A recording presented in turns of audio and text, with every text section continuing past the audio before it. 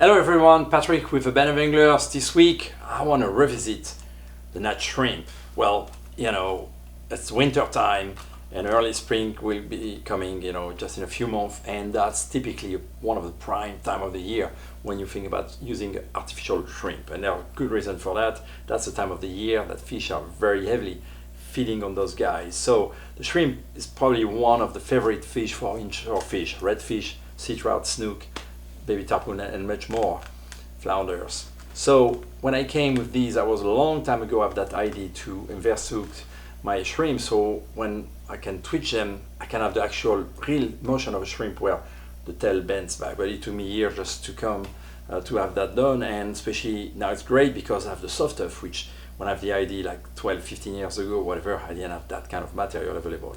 So thanks to that, it lasts long. So when you take the sinking one, there are several benefits. One is that when you attach here, you see the hook eye is here in the middle of the bag. So when you cast, the weight is here. It does cast much better than typical shrimp that are attached by the nose. That's one great thing.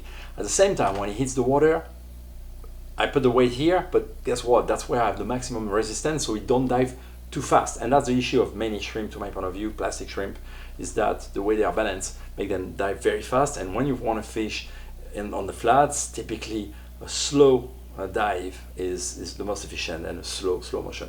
So that's why it's great to have enough weight to make a good cast, but at the same time not to have something that dives too fast. That's very important. And then when it lands on the floor, it have a very natural looking, and 9 times out of 10 it lands on the belly and the hook stays up, and every time you twitch it you have that motion and you can pause again. Now on a more constant twitching motion, you actually can think of a walking the dog kind of twitching. Then the bait turns upside down, goes all the way to the top, and mimics a jumping shrimp. Very efficient some days. And the last thing is when you use a cork, a popping cork. That's probably, to my point of view, the best shrimp you can dream of. Have your popping cork, your leader attached to here, and then pop, let it fall, pop up, let it fall. Very efficient. Now that's a sinking model. There's also the floating model. So that guy comes with 3 pieces, 3 bodies, 1 single hook that you can use or not, depending on what you want to do, and you can rig them from the nose or through the middle of the back. And actually with that single hook, rigging in the middle of the back help you to make some popping action. It's crazy good when you want to skip it underneath a dock or underneath mangrove.